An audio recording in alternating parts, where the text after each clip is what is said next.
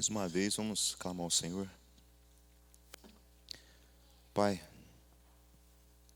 eis-nos aqui diante da Tua palavra, Senhor. Eis-nos aqui diante da Tua presença, Senhor. Eu peço ao Senhor, ó Pai, que tenha misericórdia da minha vida, Deus. Que agora me limpe, Senhor, de todo pensamento, Deus, que venha de mim mesmo, Pai.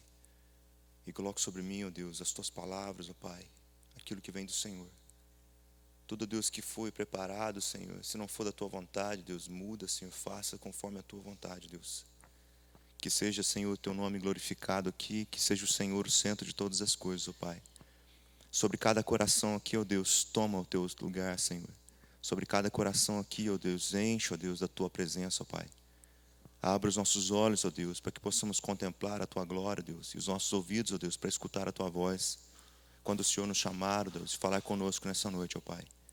E a nossa mente esteja pronta, Deus, para entender, ó Pai. Ainda que haja, Senhor, palavras difíceis, ó Deus, de entendimento, que o Teu Espírito sobre nós, ó Pai, nos faça entender, Senhor. De forma simples, ó Pai, para que nós possamos, ó Deus, encontrar contigo mais conhecimento, ó Deus, mais adoração, ó Pai, mais a Tua presença, ó Deus, nessa noite. É o que nós te pedimos, ó Pai, em nome de Jesus. Amém. Glória a Deus. Abra comigo a sua Bíblia em João, Evangelho segundo João. Evangelho segundo João, capítulo 3.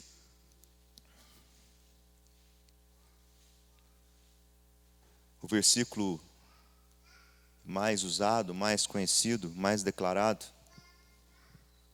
e talvez o menos entendido, o menos compreendido. João 3, versículo 16. Evangelho segundo João, capítulo 3, versículo 16. João 3, 16. Amém? Glória a Deus. Deus amou o mundo de tal maneira que deu o seu único filho, para que todo o que nele crê não pereça, mas tenha a vida eterna. Deus amou o mundo de tal maneira que deu o seu único filho, o seu filho unigênito, para que todo o que nele crê não pereça, mas tenha a vida eterna. Deus amou o mundo. Deus dispensou sobre o mundo o seu amor. Essas palavras aqui foram ditas quando Jesus Cristo foi questionado ou interpelado, por Nicodemos. Nicodemos era um judeu, um mestre da lei, uma autoridade entre os judeus, um mestre da lei, alguém que ensinava no meio dos judeus. Nicodemos buscou Jesus na calada da noite ou na virada da noite, talvez ali para não ser visto pelos seus colegas, como se chamasse Jesus num canto. Disse a Jesus: Mestre, não é possível que alguém faça tantas coisas como o Senhor fez e ensina do jeito que o Senhor ensina, se isso não vier de Deus. Então Nicodemos reconhece que o ensinamento de Jesus Cristo vem da parte de Deus. Reconhece que os feitos de Jesus não são por Beelzebu, não são pelo rei dos demônios, nem pelo chefe dos demônios, como diziam alguns fariseus, alguns saduceus, alguns mestres da lei. Nicodemos reconhece que aquilo que foi feito por Jesus Cristo veio da parte de Deus. Contudo, Nicodemos ainda não consegue ver Jesus como Messias. Nicodemos ainda não consegue ver Cristo como Salvador, ou Jesus como Cristo, Salvador, Messias. Os olhos de Nicodemos ainda estão fechados. Muitas vezes nós somos como Nicodemos. Nós corremos o risco de crer em um Deus, dizemos que nós cremos em um Deus, mas na realidade nós não conhecemos esse Deus do qual nós cremos. Nós criamos um Deus para nós, segundo o egoísmo do nosso coração, segundo aquilo que melhor nos cabe fazê-lo. O que a gente tem visto hoje, não só hoje, mas nós vemos hoje, porque nossos olhos estão abertos hoje, mas no passado, desde a antiguidade, já existia isso. Homens levantam para si deuses segundo a sua própria vontade, segundo o seu próprio coração. Homens pegam um pedaço de pedra, um pedaço de madeira e constroem para si deuses. E ali os adoram. Por quê?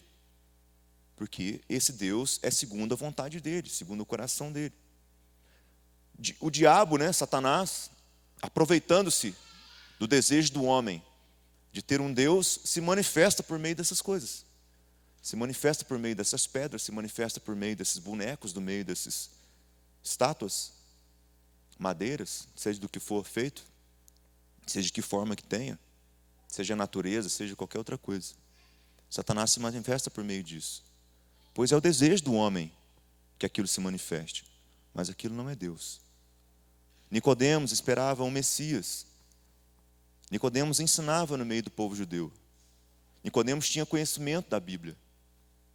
Nicodemos era um estudioso. A Bíblia que Nicodemos estudava não era uma Bíblia como a nossa, que tem o Evangelho, não é a Bíblia como a nossa, que talvez uma Bíblia de estudo com explicações. A Bíblia que Nicodemos estudava era enrolada, era com rolos, pergaminhos. Tinha que se ler, não tinha divisões de versículos nem capítulos, era uma leitura direta, reta. E ali era lido desde pequeno, o menino judeu. Então ele tinha conhecimento da palavra de Deus. Mas ele não conseguiu reconhecer o Messias. Jesus então explica para ele que até mesmo o judeu precisa nascer de novo. Não é porque ele é judeu que ele pode alcançar a salvação, mas só vai encontrar o reino dos céus aquele que nasce de novo. Nicodemos fica sem entender o que é nascer de novo. E pergunta, mas não é possível que o homem, depois de grande, possa voltar para o ventre da sua mãe e nascer de novo?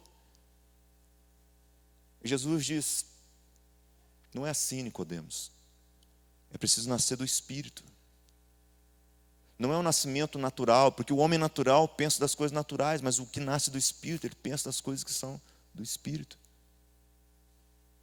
Se eu estou pregando esse tempo todo, se eu falo esse tempo todo, e você que é mestre em Israel não consegue entender essas coisas, e eu falo de coisas naturais, como você vai entender quando eu começar a falar de coisas celestiais? É preciso que você abra os olhos. E o amor de Cristo por Nicodemos é tão grande. O amor de Cristo por Nicodemos é tão grande que Nicodemos é um dos poucos que recebem a revelação do próprio Jesus de que ele é o Messias. Se a gente for ler aqui os evangelhos e os textos que falam de Jesus e suas conversas, para poucas pessoas Jesus se revela como o Salvador, o Messias, antes do tempo. Porque qual que era o tempo? O tempo que Jesus diz para Nicodemos: Nicodemos, é necessário que o Filho do Homem seja levantado como a serpente foi levantada no deserto, para que todos vejam a salvação, para que todos encontrem a salvação. Aí sim, o Filho do Homem será elevado, será visto por todos. Então Jesus lembra a Nicodemos que há palavras a respeito do Messias que precisavam ser cumpridas. E Jesus se revela como Messias, como se dissesse assim: Nicodemos, observa o que eu estou te falando. Quando essas coisas acontecerem, você que ouviu isso, ver essas coisas acontecerem, você vai entender quem eu sou. Você vai saber quem eu sou. Então ele se revela ali como Messias. Ele se revela ali. E dentro disso, ele deixa algo para Nicodemos. Ele diz: Nicodemos, você é um judeu. Você talvez se ache muito especial por ser descendente de Abraão, de um povo escolhido. Mas eu te digo que Deus amou o mundo de tal maneira que deu o seu único filho, para que todo aquele que nele crê não pereça, mas tenha vida eterna. Nós não entendemos o que é o amor. O amor hoje ele é corrompido. O amor hoje ele depende de coisas. O amor hoje ele é baseado em sentimentos. O amor hoje ele é egoísta. Não é um amor verdadeiro. Não é o amor de 1 Coríntios 13. Não é. É um amor de interesses. E não é um amor ágape, o amor que não tem condições, um amor incondicional. Nós amamos quando alguém nos agrada. Se alguém deixa de nos agradar, nós deixamos de amar. Se alguém causa problema, nós deixamos de amar, porque essa pessoa é problemática. Se nós vemos um risco de ter um ferimento lá, de sentimento lá na frente, nós já evitamos amar aquela pessoa. Nunca vamos amá-la, porque isso não é amor. Algumas pessoas tomaram a palavra amor como sendo algo poderoso, e ela é poderosa, o amor em si é poderoso, mas usam de forma errada. Então, homem e mulher se apaixonam e dizem que amam. Para apimentar o relacionamento, já diz que ama logo. Para quê? Para poder obter as coisas que o verdadeiro amor poderia dar. Mas na realidade elas não amam de verdade. Mas elas querem algo em troca. Então elas declaram logo que amam, para o negócio parecer mais sério. O amor não é um sentimento. O amor é uma decisão. Deus decidiu amar o homem. Deus decidiu amar o homem, mesmo sabendo que o homem pecaria contra ele. Deus decidiu fazer o homem e dar ao homem o direito de escolher coisas. E mesmo sabendo que o homem escolheria algo errado, o Senhor o amou desde o princípio. O Senhor o amou de tal maneira que preparou para o homem uma salvação. Hoje, o amor é entendido de forma muito complicada. As pessoas se acham amadas por Deus, e por serem amadas por Deus, se acham no direito de fazer o que elas querem.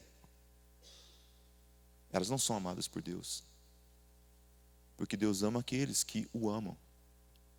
E aqueles que o amam são aqueles que obedecem seus mandamentos. Isso não é amor. Isso não é devolver ao Senhor o amor que nós recebemos. Isso é ter interesse por Deus. Deus desperta em nós um interesse muito grande. Assim como Jesus despertou sobre aquele povo um interesse muito grande. Deus tem poder para, com a sua palavra, criar do zero, criar do nada, tudo que nós vemos. Ele tira do nada, traz à existência aquilo que não existe, conforme diz a palavra de Deus. Traz à existência aquilo que não existe. Algo que não era, passa a ser pela palavra de Deus. Então isso nos atrai. Deus é vencedor, Deus é poderoso, é Deus de cura, é Deus de sustento, é Deus de misericórdia, é Deus de graça, é Deus justo, que não desampara os seus. Tudo isso nos atrai, nos mostra interesse. E muitas vezes nós buscamos Deus por puro interesse. Se existe uma palavra que é contrária ao amor, essa palavra é egoísmo. E se existe uma palavra que é contrária ao egoísmo, é amor. Por aumentar o egoísmo, ou por aumentar a iniquidade, por aumentar o pecado, o amor se esfria. Porque é impossível que o homem seja egoísta e ame. Não é possível que o homem ame e seja egoísta. É impossível dizer que eu amo e satisfaço os meus próprios interesses. Não é assim que funciona. O amor verdadeiro não é assim. Abra comigo em 1 Coríntios 13.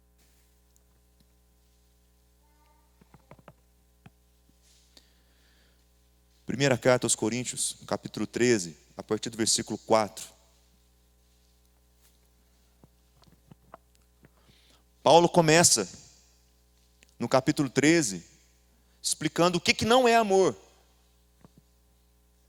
Ele diz que algumas expressões, algumas atitudes que nós tomamos, elas parecem amor, mas elas não são amor. Então, ainda que eu fale a língua dos homens e dos anjos, ainda que eu entregue meu corpo a ser queimado, ainda que eu venda os meus bens e distribua aos pobres, ainda que eu tenha poderes, ainda que eu manifeste todo tipo de sinais, mesmo assim, pode ser que ainda não seja amor. Então ele passa a nos ensinar o que é o amor. Ele diz, agora eu vou ensinar para vocês o que é o amor. Então depois de nos explicar o que não é amor, que pode parecer amor, mas não é amor, que qualquer pessoa pode fazer isso, por uma ideologia, ela pode fazer isso por um sentimento, ela pode fazer isso talvez por autossatisfação, por tentar satisfazer você mesmo, por tentar obter para ela glória, ela pode fazer tudo aquilo lá que começa o capítulo 13. Mas então ele diz para nós, isso aqui não tem jeito de fazer se não for amor, porque o amor é isso daqui. E ele começa a partir do versículo 4. O amor é paciente. Minha versão é NVI, então talvez seja um pouco diferente de vocês. O amor é paciente. O amor é bondoso. Não inveja. Não se vangloria. Não se orgulha. Não maltrata. Não procura seus próprios interesses. Não se ira facilmente. Não guarda rancor. O amor não se alegra com a injustiça, mas se alegra com a verdade. Tudo sofre, tudo crê, tudo espera, tudo suporta. Eu falo muitas vezes com os jovens ali. Não seria talvez necessário nem colocar o que ele colocou antes. Bastava aqui o último versículo. Tudo sofre, tudo crê, tudo espera, tudo suporta. Agora vamos lembrar do amor de Deus. Como esse amor que tudo sofre. Jesus sofreu sobre ele, levou as nossas pisaduras, nossas feridas, nossos pecados. O castigo que estava sobre nós, ele tomou sobre ele. Tudo sofre. Tudo crê. Ainda sabendo que o homem o negaria, ainda sabendo que o homem o desprezaria, ainda sabendo que muitos pecariam e não reconheceriam ele como Deus, mesmo assim, ele creu em Deus, se submeteu a Deus, até a morte de cruz. De alguma forma, o Senhor nos ama, ao ponto de nos dar a chance de decidir por Ele, ainda que Ele sabe que muitos não vão fazer isso. Tudo espera. Século após século, ano após ano, dia após dia, segundo após segundo, o sacrifício de Cristo naquela cruz grita: venha a mim os que estão cansados e sobrecarregados, deixa que eu salve, olhe para mim, reconheça a salvação, arrependa-se dos seus pecados. Mas mesmo assim, nós o negamos, nós não reconhecemos esse amor e nós fazemos nossa própria vontade, e mesmo assim o Senhor espera. Ele não cessou ainda aguarda que o homem se arrependa, que o homem se volte para Ele, que o homem o busque novamente. Tudo suporta. Jesus suportou todas as coisas por amor a mim, e por amor a ti. Por amor ao mundo, Ele se entregou. Foi por amor que Ele pagou um alto preço. Primeiro, Ele amou a Deus, seu Pai. Depois, Ele nos amou. Com o mesmo amor que Ele recebeu de Deus, Ele nos amou. A palavra diz que é o Filho amado. Ele entregou o seu Filho amado, ou o seu Filho a quem ama muito. Seu único Filho. Entregou pelo amor de pecadores. Mundo são todas pessoas, é tudo que Deus criou. Se nós lemos o Gênesis, havia um vazio. Disse Deus: haja luz, e houve luz. E a partir daí começa a criação, e Deus criando todas as coisas. Dia após dia o Senhor cria e se glorifica. Cria e se glorifica dizendo: eis que era bom, eis que era bom. Viu o Senhor que era bom, viu o Senhor que era bom. Depositando o seu amor sobre todas as coisas. E quando Ele cria o homem, Ele diz: eis, viu o Senhor, muito bom. O Senhor teve prazer em criar o homem. O Senhor teve graça em criar o homem. O Senhor se alegrou em criar o homem. Mas o homem o traiu, e tem traído dia após dia. E mesmo assim, a promessa do Senhor estava ali de pé.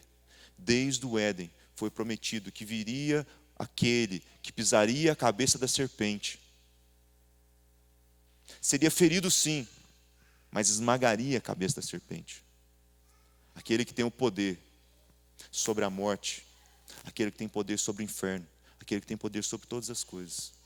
Jesus Cristo, o Salvador, o Messias. A manifestação do amor de Deus, a encarnação do amor de Deus, revelada em Jesus Cristo. Aquele que foi levantado, exaltado, não num trono, mas em cima do madeiro, pregado numa cruz, para que todo que nele cresce não pereça, mas tivesse a vida eterna. Eu e você. Se nessa noite nós olharmos para Jesus Cristo e nos constrangermos diante desse amor tão poderoso que foi derramado sobre nós, tendo em nós a alegria de ser amados, mas tendo também em nós o constrangimento por ser amado dessa forma, sem merecer, e cremos em Cristo Jesus, podemos ser salvos. Não salvos por um dia, não salvos por 2 dias, mas salvos por toda a eternidade. O amor de Deus é tão grande que não resgata o homem para viver mais 2 dias. Ele não resgata o homem para ter mais uma semana de vida. Ele não resgata o homem para ter uma boa vida nessa terra. Mas ele resgata o homem para ter uma vida eterna. Vida eterna. O Senhor resgata o homem, não para que o homem tenha uma carne perecível, mas para chegar um dia que o homem tenha um corpo glorificado. A Bíblia não explica o que é um corpo glorificado. Mas se nós pensarmos no que é Deus, e Deus é cheio de glória, eu posso imaginar, se Deus me permitir, que o corpo glorificado é um corpo feito da mesma matéria de que Deus é feito. Será que você já pensou que um dia, se você for fiel até o fim, crer em Senhor Jesus Cristo, se entregar ao seu poder, obedecê-lo, o seu corpo que padece hoje de enfermidades, doenças, de dores, de cansaço, vai receber sobre ele poder e vai ser glorificado. Tomar sobre ele parte ou a matéria que Deus é feito, ou a matéria que a glória de Deus é feita, a substância da glória de Deus. E assim a Bíblia diz que nós seremos glorificados. Um corpo incorruptível, um corpo que não cansa, que não padece, que não adoece. Nós, pecadores, recebemos o poder quando nós cremos.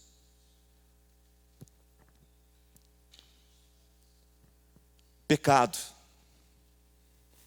o que nos separa de Deus. Pecado, o que nos afasta de Deus. Pecado, o que nos impede de enxergar a Cristo como Salvador. Pecado, o que nos impede de ver a Cristo. Pecado, o que nos impede de amar a Deus. E o que é o pecado? Alguns vão dizer que o pecado é errar o alvo. Mas errar o alvo é tentar acertar o alvo. E o pecador não tenta acertar a Deus, ele realmente tenta afastar-se de Deus e ir contra Deus. O pecador, ele não busca satisfazer a vontade de Deus e erra. O pecador, ele busca satisfazer as suas próprias vontades e ter a bênção de Deus sobre ele ainda. Esse é o pecador. E muitas vezes nós somos assim. Nós queremos pecar, nós queremos fazer a nossa vontade, queremos a bênção do Senhor sobre nós. Queremos que o Senhor nos proteja, que o Senhor nos guarde, que o Senhor nos livre da consequência do pecado que nós vamos praticar. E esquecemos que o amor de Deus é poderoso. E esse mesmo amor poderoso, que diz que salva aquele que crê, também é o mesmo amor que ao ser rejeitado, condenará aquele que não crê em Cristo Jesus. Uma vez que alguém oferece para você algo que é muito bom, e você recusa, quando passar a necessidade, e você lembrar que alguém ofereceu para você um dia algo muito bom e você não quis, e você deixou aquela oportunidade passar, você vai sofrer a vida inteira por aquilo. Quantas vezes nós não somos assim? Quantas vezes Deus, talvez, por misericórdia, alguém, por desejo de se glorificar, ou por qualquer coisa, até por bondade mesmo, faz algo de bom para nós, oferece algo de bom para nós, e a gente, não, eu não preciso disso agora. Não, eu não quero isso agora. Não estou precisando. Sem saber que, pouco tempo depois, vamos precisar daquilo. E então passa pela nossa mente, ai meu Deus, se eu tivesse aproveitado aquela oportunidade, se eu tivesse aceito aquele desafio, se eu tivesse investido, se eu tivesse aberto mão daquilo que eu estava querendo, que era tão pequeno, e eu achei que aquilo que estava me oferecendo não era nada, porque a minha visão estava tão fechada a respeito daquilo lá, e agora eu vejo que aquilo que me foi oferecido é muito maior do que aquilo que eu conquistei até hoje. Esse é o amor de Deus sendo despejado pelo mundo. Esse é o amor de Deus sendo derramado ao mundo. Parece a nós algo muito simples. Aos nossos olhos é algo que compete, é algo que vai contra a nossa vontade, porque o amor de Deus vai contra a nossa vontade. Porque o amor de Deus vai nos exigir uma resposta. Essa resposta é constranger-se diante de Deus, por receber tamanho amor. Jesus conta uma parábola a respeito disso. Um rei que havia emprestado uma quantidade muito grande a alguém, e essa pessoa devia e não tinha como pagar. E esse rei vai e perdoa essa dívida. Qual deveria ser o sentimento daquela pessoa? Eu devo a minha vida. Pense em alguém,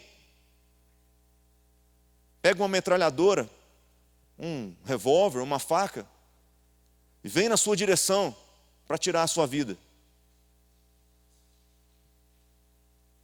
E ao ponto de tocar naquela faca, no teu corpo, ou aquela bala, antes de chegar no teu corpo, uma outra pessoa pula na sua frente e recebe aquela bala no teu lugar, recebe aquela facada no teu lugar. Qual que é o sentimento que você tem para aquela pessoa? Azar é teu? Ou é uma dívida eterna?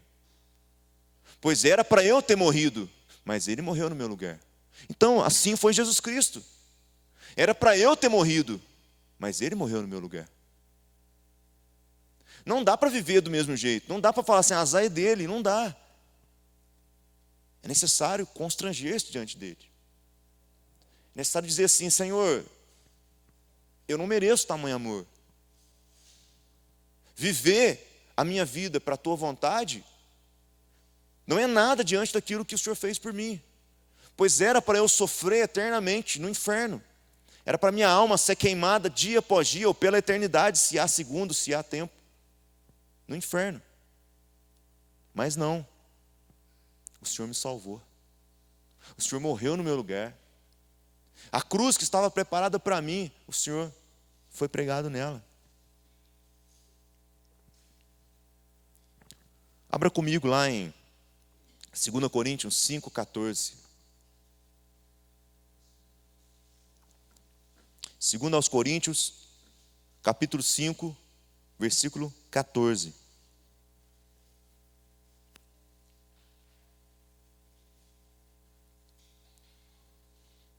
Segunda carta aos Coríntios, capítulo 5, versículo 14. Todos encontraram? Glória a Deus. Porquanto o amor de Cristo nos constrange. Por quê? Porque estamos plenamente convencidos de que um morreu por todos. Logo, todos morreram. A morte que estava preparada para mim, ele morreu. Se ele morreu a minha morte, então quer dizer que eu tive uma nova chance. Para quê? Para pecar de novo? Não. Para agora viver da forma correta. E ele deixa muito claro que a forma correta de se viver é como ele viveu. Eu morri a sua morte para que vocês vivam a minha vida. O que éramos para nós fazermos?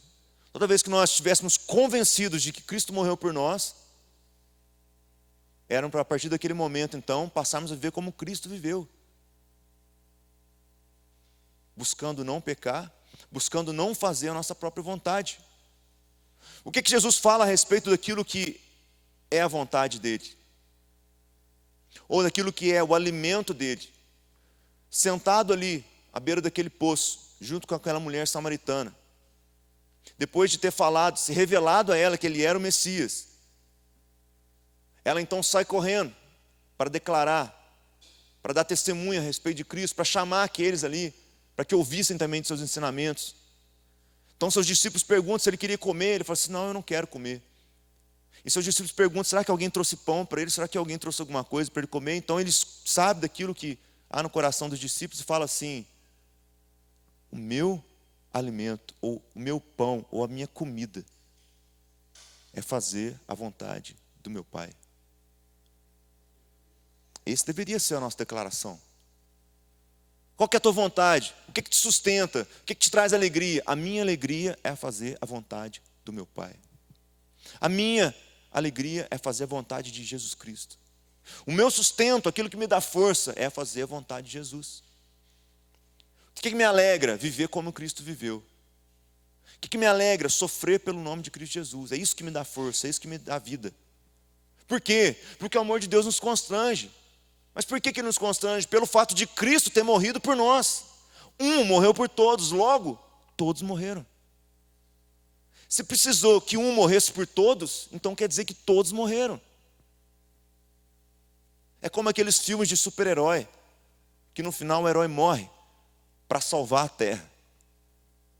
Ele segura a bomba, segura o meteoro, ele morre. Só que o herói dos filmes, dos desenhos, podem salvar do meteoro, mas nunca vão salvar da morte. Mas o nosso Jesus salva da morte eterna. Essa é a salvação que ele tem. Da morte eterna. Não é de uma doença, não é de um meteoro, não é de uma explosão, não é de um fogo ardente. Que não seja talvez o fogo do inferno, sim, esse sim é do que ele nos salva. Mas não uma chama nessa terra. Mas nos salva do fogo eterno.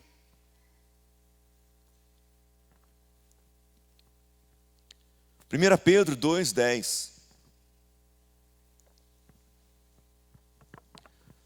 Jesus fala para Nicodemos, Nicodemos, Deus amou o mundo. Ele não fala Deus amou o judeu, Deus amou os descendentes de Abraão. Ele fala Deus amou o mundo. Vamos abrindo aí 1 Pedro capítulo 2. Já que eu falo o versículo. 1 Pedro capítulo 2. Nicodemos, não foi só os judeus que Deus amou. Não foi só os hebreus que Deus amou. Não foi só Abraão que Deus amou. Mas Deus amou o mundo de tal maneira que deu seu único filho, para que todo que nele crê não pereça, mas tenha a vida eterna. A salvação foi despejada ou foi dispensada sobre todo o mundo. Mas a salvação é para aqueles que olham para Cristo Jesus e o reconhecem como a salvação. E assim creem nele. E crer nele é colocar isso debaixo da vontade dele. Crer também é amar, porque o amor tudo crê. É o que a gente acabou de ler. Tudo crê, tudo espera, tudo suporta. Então esse é o amor.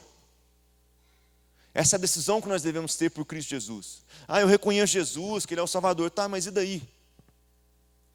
Qual que é a minha disposição em amá-lo? Amor é totalmente diferente de egoísmo. E em 1 Coríntios aqui 13 vai dizer que o amor não busca os seus próprios interesses, mas sim o de outrem. Jesus não buscou o seu próprio interesse. Na sua última oração, talvez ali, no monte, orou por 3 vezes, Senhor, afasta de mim esse cálice. Contudo, não seja feita a minha vontade, mas sim a do Senhor. Tamanho era o amor de Cristo por Deus, tamanho era o amor de Cristo por nós, que nos constrange, porque Jesus, sendo um homem, pede ao Senhor que afastasse dele esse cálice, mas que não fosse feito a vontade dele, mas sim a vontade de Deus. Mas a vontade de Deus desde o princípio era que Jesus morresse, e ele sabia disso. Mas como homem, 100% homem, ele mesmo assim ainda pede, mas pede que seja feita a vontade de Deus. O que Jesus faz? Apresenta diante de Deus as suas súplicas, mas pede que, mesmo diante do seu pedido, o que seja feito no fim era a vontade de Deus. Porque a vontade de Deus glorifica Ele. A minha vontade não glorifica Deus. Mas a vontade de Deus sobre mim o glorifica, gera glória para Ele. E qual é o meu amor para com Deus? Que Ele seja glorificado através da minha vida. Esse foi o desejo de Jesus Cristo. E em uma de suas orações ele diz: Pai, revela agora a tua glória sobre o teu filho, para que todos saibam que o Senhor me enviou. Pouco depois disso ele é crucificado. Ele é elevado, exaltado, numa cruz. Não ficou na cruz. Jesus ressuscita. E esse é o nosso galardão, a ressurreição.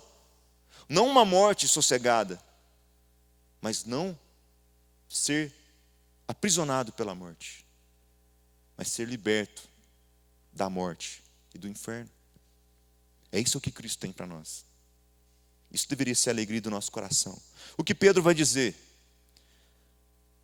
no versículo 10 do capítulo 2: Antes, vocês nem sequer eram povo, mas agora são povo de Deus. Não haviam recebido misericórdia, mas agora o receberam. Quem conquistou isso para nós? Jesus Cristo. Deus amou o mundo de tal maneira que deu o seu único filho, para que todo que nele crê não pereça, mas tenha vida eterna. E mesmo que não seja o seu povo escolhido, torna-se povo de Deus por crer em Cristo Jesus, por amá-lo, por se entregar a Ele. Esse é o poder do amor de Deus sobre as nossas vidas. Isso é o que quer dizer Deus amou o mundo de tal maneira, que muitas vezes nós não entendemos. Talvez é o versículo mais usado da Bíblia, mais ou menos compreendido. Talvez esse versículo aqui é o que mais condena as nossas vidas.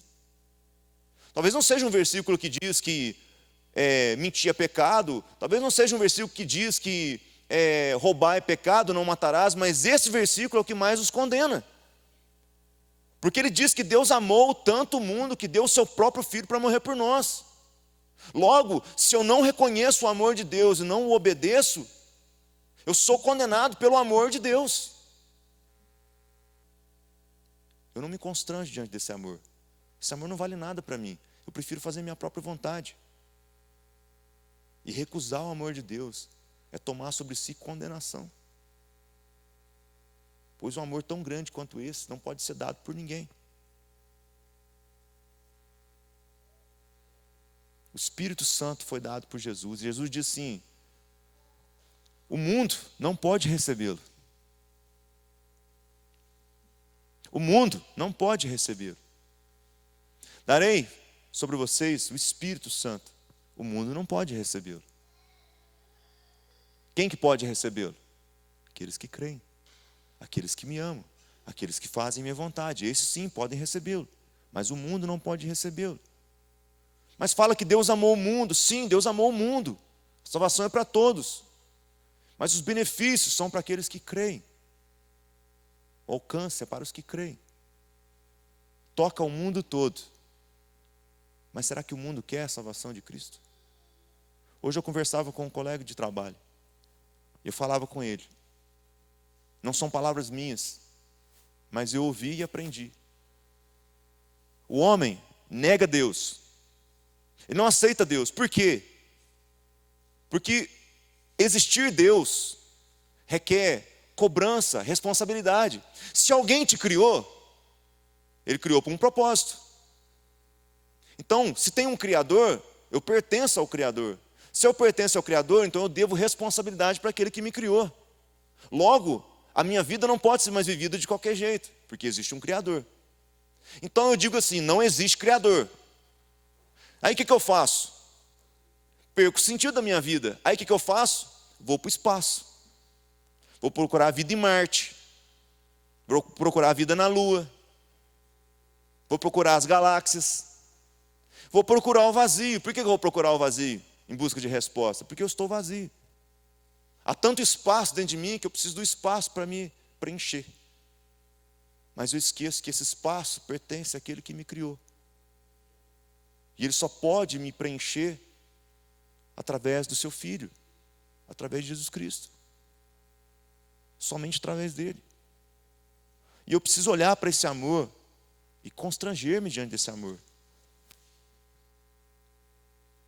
Moisés levantou a serpente no deserto.